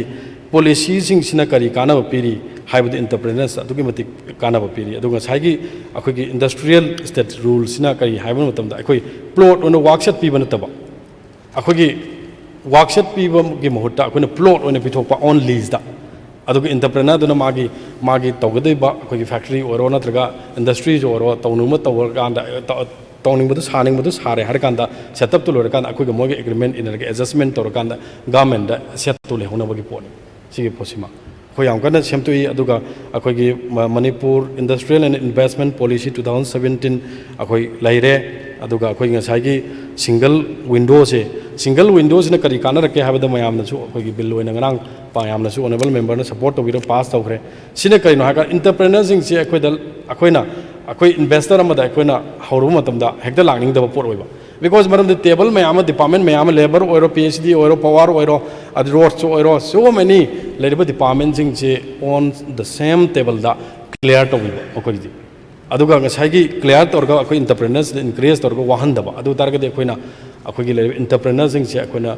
ꯀꯦꯇꯔ ꯇꯧꯅꯕ ꯏꯟꯇꯔꯄ꯭ꯔꯦꯅꯔꯁꯤꯡꯁꯦ ꯑꯩꯈꯣꯏꯅ ꯑꯦꯇ꯭ꯔꯦꯛꯇꯤꯞ ꯑꯣꯏꯕ ꯄꯣꯠꯇ ꯑꯩꯈꯣꯏꯅ ꯄꯨꯊꯣꯔꯛꯄ ꯑꯩꯈꯣꯏꯒꯤ ꯀꯩꯅꯣ ꯑꯃꯅꯤ ꯑꯗꯨꯒ ꯑꯩꯈꯣꯏꯒꯤ ꯂꯩꯔꯤꯕ Manipur public service delivery guarantee bill ꯑꯁꯤꯅ ꯉꯁꯥꯏꯒꯤ ꯅꯨꯄꯥ ꯑꯃꯅ ꯏꯟꯇꯔꯄ꯭ꯔꯦꯅꯔ ꯑꯃꯅ ꯕꯤꯜꯁꯤꯅ ꯀꯩꯅꯣ ꯑꯩꯈꯣꯏꯒꯤ ꯑꯣꯐꯤꯁꯤꯌꯦꯜ ꯗꯤꯖꯤꯅꯦꯇꯦꯠ ꯑꯣꯐꯤꯁꯥꯔ ꯂꯩꯒꯅꯤ ꯂꯩꯔꯤꯕ ꯗꯤꯖꯤꯅꯦꯇꯦꯠ ꯑꯣꯐꯤꯁꯥꯔꯁꯤꯗ ꯃꯥꯒꯤ ꯑꯩꯈꯣꯏ ꯃꯇꯝ ꯗꯤꯁꯇ꯭ꯔꯤꯛꯀꯤ ꯂꯣꯏꯅꯃꯛ ꯂꯩꯒꯅꯤ ꯁꯤꯗꯩꯗ ꯑꯩꯈꯣꯏ ꯄꯤꯔꯤꯕꯁꯤꯅ ꯑꯩꯈꯣꯏ ꯀꯅꯥꯒꯨꯝꯕ ꯏꯟꯇꯔꯄ꯭ꯔꯦꯅꯔ ꯑꯃ ꯅꯠꯇ꯭ꯔꯒ ꯑꯣꯐꯤꯁꯤꯌꯦꯜ ꯑꯃꯅ ꯊꯥꯔꯛꯏꯕ ꯆꯦꯁꯦ ꯃꯇꯝ ꯆꯥꯅ ꯄꯤꯗꯕ ꯃꯇꯝꯗ ꯑꯩꯈꯣꯏꯅ ꯄꯦꯅꯥꯜꯇꯤ ꯄꯤꯕ ꯃꯥꯒꯤ ꯁꯦꯂꯔꯤꯗꯒꯤ ꯄꯩꯁꯥ ꯀꯛꯄꯒꯨꯝꯕ ꯀꯔꯤꯒꯨꯝꯕ ꯇꯧꯔꯒ ꯑꯩꯈꯣꯏꯅ ꯊꯨꯅ ꯗꯤꯂꯤꯚꯔ ꯇꯧꯔꯀꯥꯟꯗ ꯑꯩꯈꯣꯏ ꯏꯟꯇꯔꯄ꯭ꯔꯦꯅꯔꯁꯤꯡꯁꯤꯗ ꯏꯟꯀꯔꯦꯖ ꯇꯧꯔꯦ ꯍꯥꯏꯔꯀꯥꯟꯗ ꯑꯩꯈꯣꯏꯅ ꯊꯨꯅ ꯏꯝꯄ꯭ꯂꯤꯃꯦꯟ ꯇꯧꯅꯕꯒꯤ ꯉꯔꯥꯡꯇꯕꯨ ꯕꯤꯜ ꯑꯩꯈꯣꯏꯒꯤ ꯁꯤꯗ ꯍꯥꯎꯁꯁꯤꯗ ꯇꯧꯔꯀꯥꯟꯗ ꯑꯩꯈꯣꯏ ꯈꯟꯅꯔꯀꯥꯟꯗ ꯄꯥꯁ ꯇꯧꯕꯤꯈꯤꯕꯗꯨꯅꯤ ꯁꯤꯒꯨꯝꯕ ꯃꯌꯥꯝꯁꯦ ꯑꯩꯈꯣꯏꯅ ꯄꯣꯂꯤꯁꯤ ꯑꯣꯏꯅ ꯑꯩꯈꯣꯏꯅ ꯄꯨꯊꯣꯔꯛꯄꯅꯤ ꯁꯤꯅ ꯑꯗꯣ ꯄꯣꯂꯤꯁꯤ ꯅꯠꯇꯕꯤꯗ ꯑꯩꯈꯣꯏꯒꯤ ꯉꯁꯥꯏꯒꯤ ꯑꯩꯈꯣꯏꯅ ꯄꯥꯏꯈꯠꯂꯛꯄ ꯃꯌꯥꯝꯁꯦ ꯑꯩ ꯆꯥꯎꯔꯥꯛꯅ ꯍꯥꯏꯐꯦꯠꯇꯪ ꯇꯦꯟꯇꯛꯅ ꯊꯝꯖꯒꯦ ꯌꯥꯝ ꯀꯟꯅ ꯁꯥꯡꯅ ꯑꯗꯨꯝ ꯂꯧꯗꯕꯤꯗ ꯑꯩꯈꯣꯏ ꯈ꯭ꯋꯥꯏꯗꯒꯤ ꯌꯥꯝꯅ ꯆꯥꯎꯕ ꯅꯨꯡꯉꯥꯏꯕ ꯑꯩꯈꯣꯏꯒꯤ ꯑꯅꯧꯕ ꯑꯩꯈꯣꯏꯒꯤ ꯂꯩꯔꯤꯕ ꯀꯩꯅꯣꯁꯤ ꯁ꯭ꯀꯤꯝꯁꯤ ꯀꯩꯅꯣꯗ prime minister formalization of the micro food ꯑꯩꯈꯣꯏ ꯄ꯭ꯔꯣꯁꯦꯁꯤꯡ ꯏꯟꯇꯔꯄ꯭ꯔꯥꯏꯖꯦꯁꯁꯤꯅꯤ ꯁꯤ ꯑꯩꯈꯣꯏꯒꯤ ꯂꯩꯔꯤꯕ PFMEꯁꯦ ꯃꯁꯤ ꯑꯩꯈꯣꯏꯒꯤ ꯁꯤꯒꯤꯁꯨ ꯋꯥꯔꯛꯁꯣꯞ ꯑꯃ ꯇꯧꯒꯗꯧꯔꯦ ꯑꯗꯨꯒ ꯂꯣꯟꯆꯤꯡꯁꯤꯁꯨ ꯑꯩꯈꯣꯏꯒꯤ ꯇꯥꯡ ꯀꯩꯅꯣꯗ ꯑꯣꯅꯔꯦꯕꯜ ꯆꯤꯐ ꯃꯤꯅꯤꯁꯇꯔꯒꯁꯨ ꯑꯩꯈꯣꯏ ꯐꯣꯟꯗ ꯋꯥꯔꯤ ꯁꯥꯔꯒ ꯗꯦꯠ ꯐꯤꯛꯁ ꯇꯧꯔꯀꯥꯟꯗ ꯑꯩꯈꯣꯏꯅ ꯐꯥꯏꯜ ꯊꯥꯒꯠꯆꯔꯛꯀꯦꯅ ꯑꯩꯈꯣꯏꯅꯁꯨ ꯑꯗꯨꯝ ꯁꯥꯔꯒ ꯂꯩꯕꯅꯤ ꯃꯁꯤ ꯌꯥꯝ ꯊꯨꯅ ꯑꯇꯣꯞꯄ ꯀꯩꯅꯣꯗꯗꯤ ꯍꯧꯅꯈ꯭ꯔꯕ ꯁꯤꯅ ꯀꯔꯤꯅꯣꯗ ꯑꯩꯈꯣꯏꯒꯤ ꯃꯅꯤꯄꯨꯔꯒꯤ ꯑꯣꯏꯅ ꯑꯦꯂꯣꯀꯦꯁꯟꯁꯤ 75 crore ꯑꯗꯨꯒ ꯁꯤꯗꯩꯗ ꯂꯩꯔꯤꯕ ꯁ꯭ꯀꯤꯝꯁꯤ ꯑꯩꯈꯣꯏꯒꯤ promotion of the one district one ꯄ꯭ꯔꯗꯛꯅꯤ ꯁꯤꯒꯤ ꯂꯥꯛꯀꯗꯧꯔꯤꯁꯦ ꯑꯗꯨꯒ ꯃꯁꯤꯗ ꯄꯤꯗꯣꯔꯤꯁꯤꯅ ꯑꯩꯈꯣꯏ ꯃꯁꯤꯒꯤ ꯁ꯭ꯀꯤꯝꯁꯤꯗ ꯂꯥꯛꯏꯁꯤꯅ ꯀ꯭ꯔꯦꯗꯤꯠ ꯂꯤꯡꯅꯤ ꯃꯁꯤ ꯍꯤꯜ ꯑꯃꯗꯤ ꯉꯁꯥꯏ ꯚꯦꯂꯤꯒꯤꯗ ꯀꯔꯤ ꯇꯧꯒꯗꯕꯒꯤ ꯂꯩꯔꯤꯒꯦ ꯍꯥꯏꯗꯤ ꯃꯁꯤ ꯂꯥꯛꯀꯅꯤ ꯃꯁꯤꯗ 35% ꯄ꯭ꯔꯣꯖꯦꯛ ꯀꯣꯁꯇ ꯃꯦꯛꯁꯤꯃꯝ 10% 10 lakhꯁꯦ ꯁꯕꯁꯤꯗꯤ ꯄꯤꯒꯗꯕ ꯃꯁꯤꯅ ꯑꯗꯒꯤ ꯍꯥꯏꯔꯤꯕ ꯄꯣꯠꯁꯤ ꯑꯩꯈꯣꯏ ꯁꯦꯜꯐ ꯍꯦꯜꯞ ꯒ꯭ꯔꯨꯞꯀꯨꯝꯕ ꯑꯗꯩ ꯐꯨꯗ ꯄ꯭ꯔꯣꯁꯦꯁꯤꯡ ꯌꯨꯅꯤꯠ ꯑꯗꯨ ꯑꯣꯔꯒꯅꯥꯏꯖꯦꯁꯟ ꯁꯤꯗꯁꯨ ꯑꯩꯈꯣꯏꯅ ꯇꯧꯕ ꯌꯥꯏ ꯑꯗꯨꯒ ꯂꯣꯏꯅꯅ ꯑꯩꯈꯣꯏꯒꯤ ꯁꯤꯠꯀꯤ ꯀꯦꯄꯤꯇꯦꯜ ꯒ꯭ꯔꯥꯟꯁꯨ ꯄꯤꯔꯤ ꯃꯁꯤꯗ at the rate of the rupees 40,000 the seller group singda the maximum to maximum is rural development panchayati raj gi MSRLM gi makha da seller group aduga VLF sele village level federation sema is sig through the loan opinion bagi scheme je masi akoina state government sina athu matum da implement on ba akoi leire na honorable members sing gi kana puning chin jage aduga akoi nilikuthi da hana leramba food park se akoina cold storage gumba kari gumba che akoina enhance to honba hana yaram da posing che aduna masina kana gi ji kari no hai matam da covid ki akoi pandemic laiba matam se da akoi leriba perishable aiba item sing che masi horticulture department ga akoi pulle har kan da akoi masi da akoi storage to ga thamba ngam gi ba masi kana basina aduga akoi gi khwai da gi thokidriba akoi matam gi sarkar gi akoi kana ba pirakpa haibadu tare aduna masi kari mega food park so far this is the kind of biggest kanoge honorable minister kan tamjage chahi mari gi report pi waibna ai ba pithok pi rogen so am loina pala di jam thingane ba loi di loi jane ngacha khoina chahi mari gi kaim torom de habda ai house da ju ke hapitang thamja hoge ai tension jarge shortcut ta salage hela tension jarge aduna akoi gi leriba mega food park sina akoi kana ba pi ge dorisi adugi mati kanoni akoi ai akoi da punna project ko se 81 crore ne adugi simanung da akoi ministry na akoi da pirak kadui sina akoi 50 crore ama akoi da pirak ne aduga entrepreneur jing kari jing da akoi gi kari kisan sampada gi makha da 200 metric ton gi cold storage aduga 500 ki empty gi warehouse ki mayam ma si not only akoi gi hariba sport thobalis da yatb kano sida sabada natana district khudimak ta su district nipan am su sagane na ai tentak na thamjarage aduga food testing laboratory na huji akoi leiba food ti sare post punu bang sing je krai da atopa state sing da koina testing ki thari se akoi manipur state ta si establish tawrani ado manipur da adum tawrani ai thamjarage aduga beekeeping is tina hanso dum ai habetang haigram ni masi haijar roi aduga khwai nuai bam na koi manipur da ngasi thai ba data prek ki leitaba entrepreneur sing sina tawna ba koi gi cluster development program ni makha da koi hujik si paikhat le ministry thakre aduga masi so koi sanction torani sina entrepreneur mayam sina koi data prek sina kari lakada ge ha kana koi ngai si juices si mayam sing se akoi fruit juice mayam sing se akoi loina collection tor kanda storage tore har kanda akoi matam matam gi oine every akoi gi perennial akoi throughout the year da akoi sigi posting che loina puthok ngamane aduga akoi plastic ki nataba kaukta gi nataba koi tata prek na leiba se manipur gi natti mase adu si honorable Mr. Tanjalasi adagi scientific slaughter house sina karino ada pork kamari lene re pork loijaba mi sing sina kanu ge horen supplementary da hanuma kai hanga ka khumas aduna wafam khara je thamjarga adum ai honorable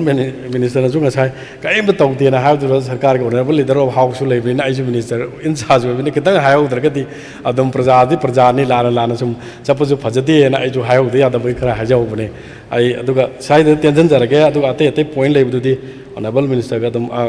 honorable member ga speaker ki khuthang je dum fauna raga khoi dum tawbo yabni na pen bi rane adun kene na khalli aduna kat motion je hando pilga budget se pass tawna ba teng pang bio na thamjage thank you sir jabi rego ai yare haje batare tang hong jaurage mayam su phadana marik chumna tak television thambigramina koi gi cluster amada koi gi uibra masing se kaya na sabage duga magi workshop se haje gi bido ꯑꯩꯈꯣꯏꯒꯤ cluster ꯑꯃꯗꯨꯒꯤ ꯋꯥꯔꯛꯁꯦꯠ ꯁꯥꯕꯁꯦ ꯑꯩꯈꯣꯏ industry ꯗꯤꯄꯥꯔꯠꯃꯦꯟꯅ ꯄꯤꯕꯤꯕ꯭ꯔꯥ ꯅꯠꯇ꯭ꯔꯒ ꯀꯃꯥꯏꯅ ꯇꯧꯒꯦꯗꯒꯤꯅ ꯑꯝꯇꯪ ꯈꯪꯕꯤꯔꯒ ꯑꯗꯨꯝ ꯌꯥꯔꯅꯤ ꯑꯩꯈꯣꯏꯒꯤ ꯀꯩꯅꯣꯁꯤ ꯀ꯭ꯂꯁꯇꯔꯁꯤ ꯃꯈꯜ ꯃꯈꯜ ꯂꯩꯌꯦ ꯑꯩꯈꯣꯏ ꯕ꯭ꯂꯣꯛ ꯀ꯭ꯂꯁꯇꯔ ꯍꯥꯏꯕ ꯑꯃ ꯑꯗꯒꯤ ꯗꯤꯁꯇ꯭ꯔꯤꯛ ꯀ꯭ꯂꯁꯇꯔ ꯑꯗꯨꯅ ꯑꯩꯈꯣꯏ ꯂꯩꯕ ꯕ꯭ꯂꯣꯛ ꯀ꯭ꯂꯁꯇꯔꯁꯤ ꯑꯗꯨꯝ ꯔꯥꯎꯟ ꯑꯕꯥꯎꯠꯁꯦ 500ꯅ ꯁꯥꯕ 100ꯅ ꯁꯥꯕ 200ꯅ ꯁꯥꯕ ꯑꯗꯨꯝ ꯑꯗꯨꯒꯤ ꯑꯩꯈꯣꯏꯒꯤ ꯕ꯭ꯂꯣꯛ ꯍꯥꯏꯔꯒ ꯕ꯭ꯂꯣꯛ ꯑꯃꯒꯤ ꯃꯅꯨꯡꯗ ꯂꯣꯏꯅꯃꯛ ꯌꯥꯕꯅꯤꯅ ꯑꯗꯨꯅ ꯅꯝꯕꯔꯗꯨꯗꯣ ꯑꯩ ꯂꯣꯏꯅꯃꯛ ꯗꯤꯇꯦꯜꯗꯣ honorable speaker nu haramina ai tawgiba tawdaba ai mayam do si hek whatever raise torjing ai fajana koi paper am siam ai honorable member thamjarage se ten tak na o ya birego next honorable minister economics and statistics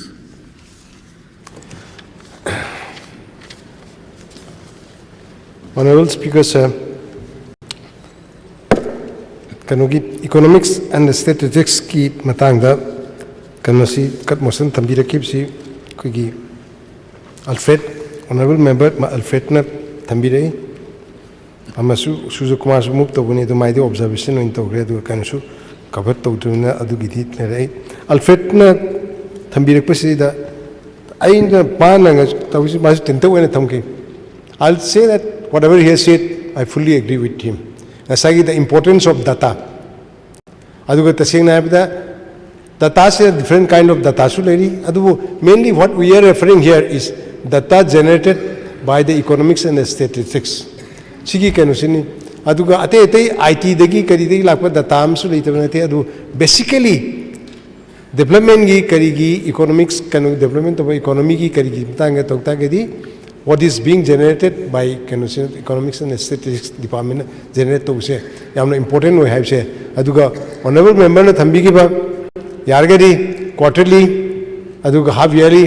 adugi desu kanosi economic survey gi report pibiu kopiu thambiu hana kaina thambiu puse adusu yam relevant oi nasa habi riba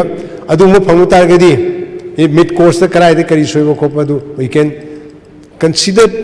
corrective measures kari to we are gadi do I fully agree with that adu kitang kano honorable member in thamje there are certain limitation hoji kano to se koi se Sigi canosi kona toriba generate toriba koigi kano toriba survey report ama tori se da collection se there are two kinds of data one is the primary data another is the secondary data one way is collection through our employee labor corporation directly kano to wama collection to wama aduna ta we also collect today the kano to we also collect from the national sample survey NSS ki aduga amana crop estimate survey sima koi kaino towi kanogi ngasagi primary data si collect tobuda aduga secondary data are collected from different government departments, say maybe it will be like maybe agriculture. I'm just taking one example. Aduga magi kano dai adu primary data si collect tobu sigita say difficulties like, for example, I'll just give you an example. Crop estimation service koina torisi state the token say that this derives estimates of area under different cereal and non-cereal crops and the production of cereal crops. Siri consider to the department conducts in 512 selected villages of Manipur every agriculture year. In the crop estimation survey, altogether 4,480 plots of valley areas and the plots possessed by 1,152 selected households of hill areas are visited for collection of data. Sina to with the manpower, kitang sidadi manpower requirement lay the same. Departments we have got Kanoto Yamna Chop department nate, say Lacy, Nasagi Ako either labor total canosi strangely 300 ka something ni. Can I let figure do I exact figure do I want to PSUP can you see that Koisi sanction string 341 out of which 115 posts are lying vacant. Other Masito Usina Nasagi Aduna 115 posts are lying vacant. Adu right now there is a process for recruitment of about 70 to 80 native posts. Adu fill up the Hitagadi will be left with another about 40 to 50 vacant seats. Adu high vicinity Nasagi high Kanogi Quina Kanatoriba crop Kanogi estimation Kanogi estimation Savita with the Sangaduriba Kanoto main porto 4,480 plots. Adunatava Kopa Mayamsi can say that the strength is not enough. Adu Siki Mamanga this August House Mamang the Putoki give that income maybe honorable member Naraka Putokiba Bernata Sujakumar honorable member Sujakumar Putokiba can't we convert it into a major department? As a major department, we begin Darkadi am no way. The importance of economics and the statistics can see one has to appreciate. Whatever kind of budget estimates it is based on the report survey generated from this department. We'll consider on that part. And see the I say that financial concern that is the biggest problem. Adu Masile the department has sent proposal to the Ministry of Statistics and Program Implementation, Government of India for central assistance under statistical strengthening scheme. Canada 5-2 under the 15th Finance Commission and assistance from the World Bank for revamping the statistical system in the state. Major proposals are setting up state statistical training academy, digitization of data collection process. Siki kanusima department site honori. Adu Kasagi Aduga limitation mana Nasagi aina be hajiba say crop estimate survey to say see every agricultural kanusigi that cycle the we have in the state of Manipur. Unfortunately, double cropping half yearly quarterly data se collect hoga nasai survey ki phong mase masigi kharap difficulties lay kariguma koi nasu try tori ko we are trying to make double cropping it torkna kholak na all kind of steps are being taken up si tork pa targeti nasagi high bedu koina it may be possible to at least half yearly ko medi to we ngambagi film lebi ai aduga atopa mana sidai da ngamdabagi kanusi koi that 9 statistical district ki the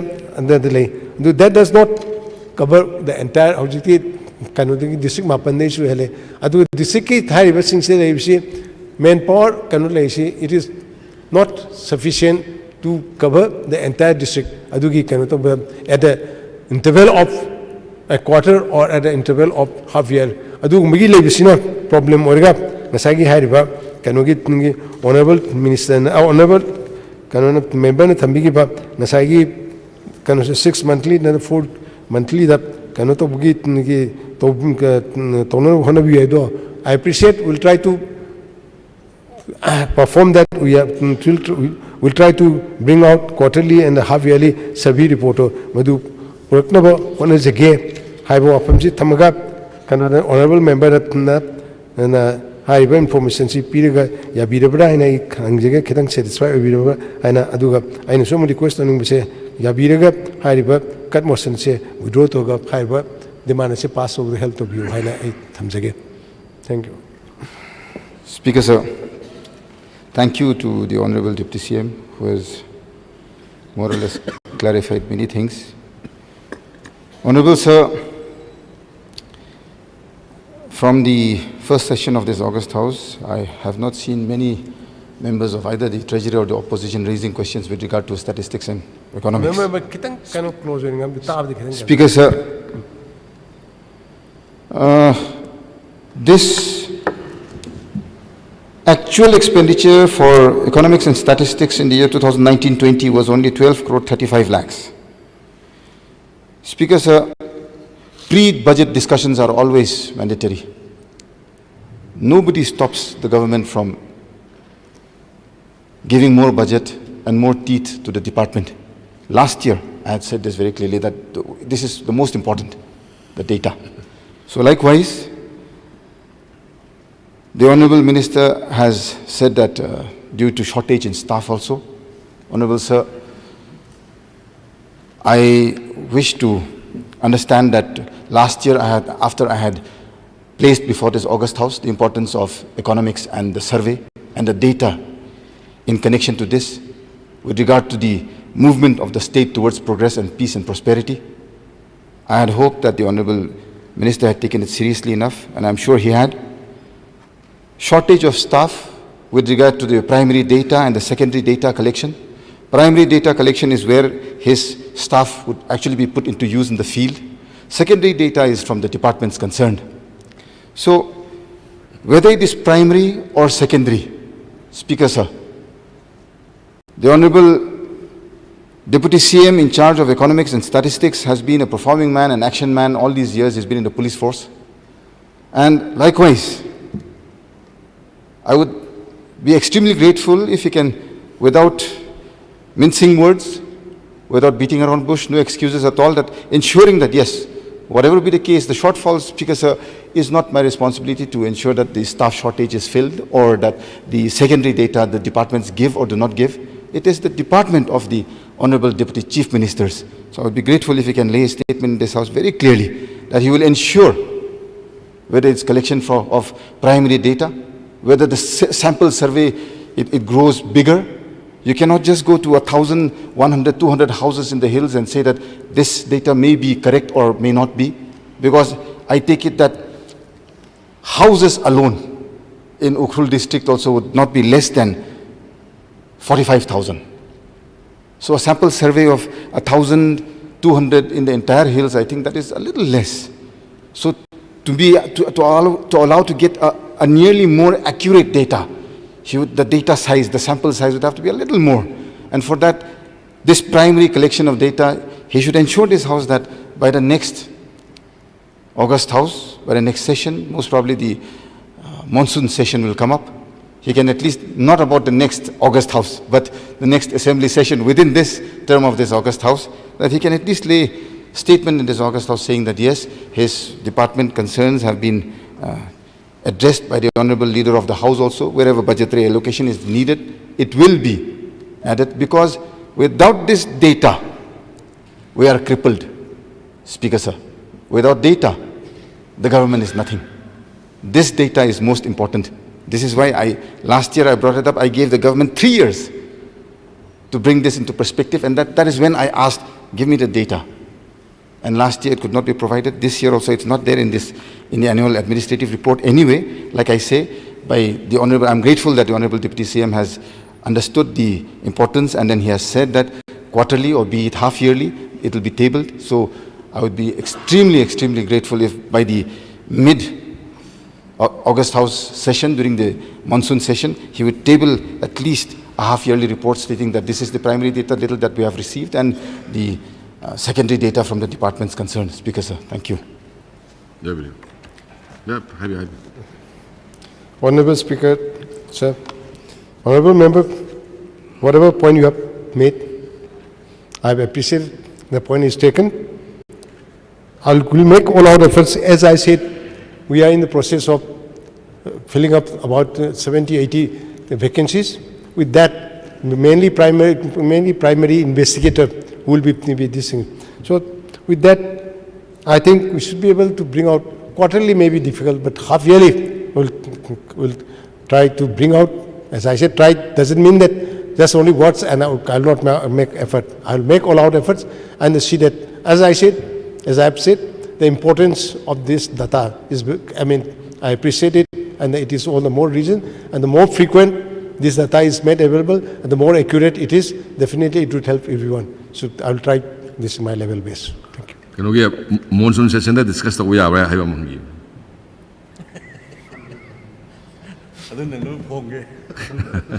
Anyway, yeah, I do not know the honor. I doing a second point. I'm the crop estimate. Can you say? A quite the labor can you see the deep double cropping later? It's only one crop over Nina. I do it that yearly basis. Half yearly the day it may be difficult. I do it can labor. Monsoon session I target by the time monsoon session comes, quickly. Kharif hybrid can okay monsoon ki cannot to say rice ka thap se masi lok pa ya hero ba adu mai khop kitang difficulties le but adu torga bhauda koina kari to ya ge du yenga phong no choi na phangan bai next honorable concerned minister sing clarification to bigrina kat tabirak ba honorable member sing kat sing asi withdraw tawrena lo the house ni yabirab ni demand sing asi da kat laitre. Now honorable deputy chief minister in charge of finance will please move for passing the demands. Mr. Speaker, sir, I beg to move that the following demands be passed. Number 1, demand number 9, information and publicity.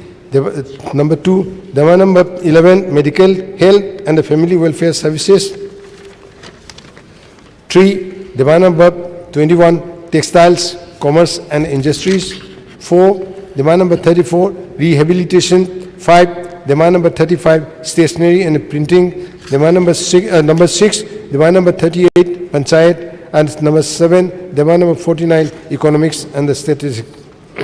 I have demand singasi passed on demand number 9, information and publicity. There is some not exceeding rupees 15 crores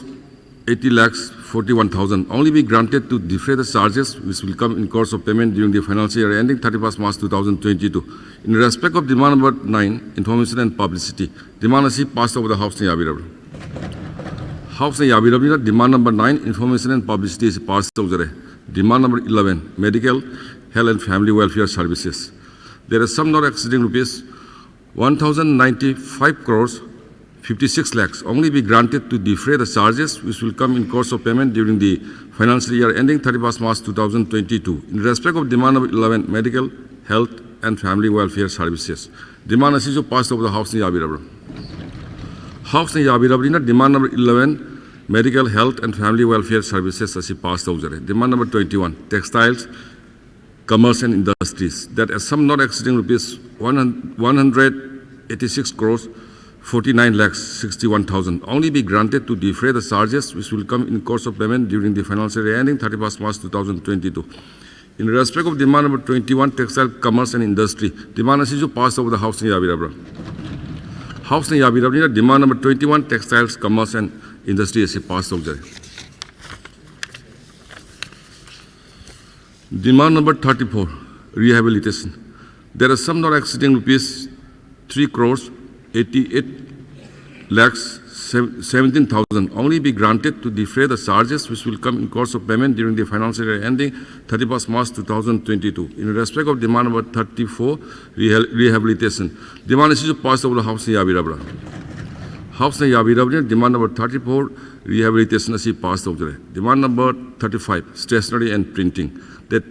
a sum not exceeding rupees 7 crores 46 lakhs 86,000 only be granted to defray the charges which will come in course of payment during the financial year ending 31st March 2022. In respect of demand number 35, stationery and printing, demand is passed over the House in Yabirab. House in Yabirab, demand number 35, stationery and printing is passed over. Demand number 38, Panchayat. There are some not exceeding rupees 146 crores 81 lakhs 72,000 only be granted to defray the charges which will come in course of payment during the financial year ending 31st March 2022. In respect of demand number 38, Panchayat. Demand is to pass over the House in Yabirabra. House in Yabirabra, demand number 38, Panchayat, as passed over. Demand number 49, Economics and Statistics. There is some not exceeding rupees 30 crores, 24 lakhs, 46,000. Only be granted to defray the charges which will come in course of payment during the financial year ending 31st March 2022. In respect of demand number 49, Economics and Statistics. Demand is passed over the House in Yabirabra. House in Yabirabra, demand number 49, Economics and Statistics is passed over. Ngasi di makha tabe agenda leisure hayeng pung 13 pawa adjourn tawjare.